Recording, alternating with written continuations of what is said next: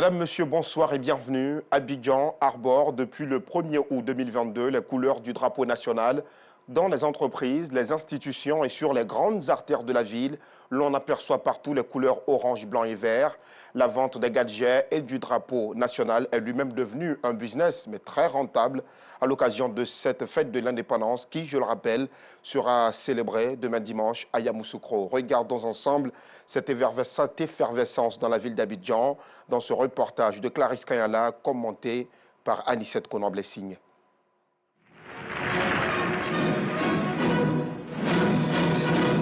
Assata se souvient encore de ces chants et défilés auxquels elle a participé de 1960 à 1965.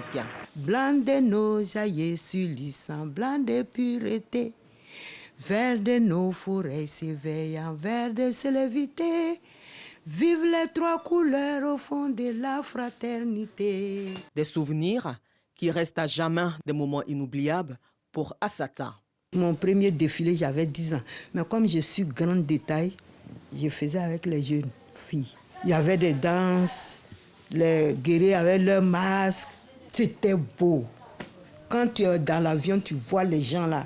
On dirait, non, l'indépendance d'avant. Si c'était avant là, ça commençait, hein, la joie. Cette année encore, la Côte d'Ivoire est prête pour son 62e anniversaire d'indépendance. Des drapeaux hissés le long des voies et aux alentours des institutions, ce qui est un symbole de liberté pour les citoyens. À la montée des drapeaux, c'est déjà une bonne chose. L'État de Côte d'Ivoire, les habitants savent déjà qu'il y a une fête qui est en vue, l'indépendance de notre beau pays, la Côte d'Ivoire. C'est d'abord notre emblème, notre hymne national. Donc en voyant l'hymne national de la Côte d'Ivoire, vous voyez que partout, la ville bien pavoisée, la ville bien embellie, on est content aux couleurs de la nation. Au grand marché d'Adjamé, Ibrahim, vendeur de gadgets de sport, s'est reconverti en confectionneur de drapeaux pendant cette période.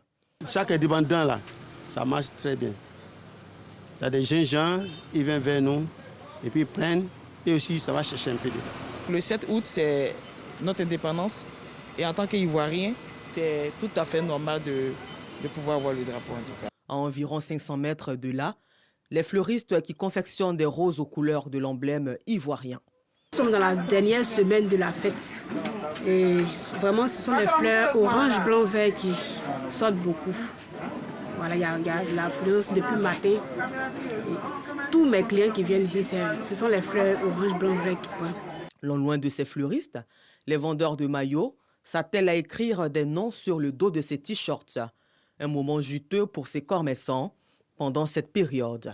À quelques jours de la fête de l'indépendance, donc ici, venons au magasin de mon vieux mort là pour acheter le maillot pour aller juste accueillir le président là, à Yamoussoukro. Ouais, ça va. Pendant cette période, certains vendeurs ambulants ont fait de la vente des drapeaux leur marchandise principale.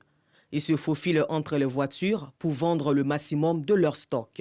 D'habitude, c'est la ceinture que je vends.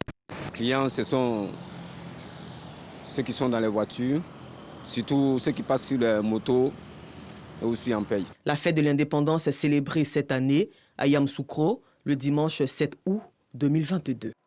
Ce soir, nous irons aussi à Mankono, cette ville située au centre-nord de la Côte d'Ivoire, regorge d'énormes potentialités touristiques, une glissade dont l'eau ne tarit jamais, même en saison sèche, et une montagne qui a le pouvoir de confirmer ou d'infirmer qu'une femme a contracté une grossesse. Ces sites font la fierté du chef-lieu de la région du Béret, Mankono, quand glissade et montagne attirent. Un reportage signé Afficiata Karamoko, Gilles Tonien et Lassana Karamoko que nous vous proposerons ce soir. Hors de chez nous, en Centrafrique, plus d'un millier de manifestants à Bangui exigent la tenue d'un référendum pour modifier la Constitution.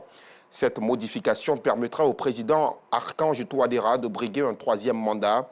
L'opposition dénonce ce projet. Selon nos confrères de l'AFP, ce rassemblement a duré toute la matinée de ce samedi et a pris fin à la mi-journée devant le monument des martyrs au centre de la capitale où des dizaines de manifestants ont été rémunérés 15 000 francs CFA par le Front républicain pour avoir participé à la mobilisation. Au Kenya, la campagne présidentielle s'est achevée ce samedi avec 2 grands meetings des principaux candidats, Raila Odinga et William Ruto. Ils sont quelques 22,1 millions d'électeurs qui devront choisir le successeur d'Ohuru Kenyatta en poste depuis 2013 et dans l'impossibilité de briguer un 3e mandat. Ils doivent aussi élire les députés et les représentants locaux du pays. Les défis demeurent l'inflation et les violences post-électorales passées. C'est tout pour ce bref tour de l'actualité. Soyez avec nous à 19h30.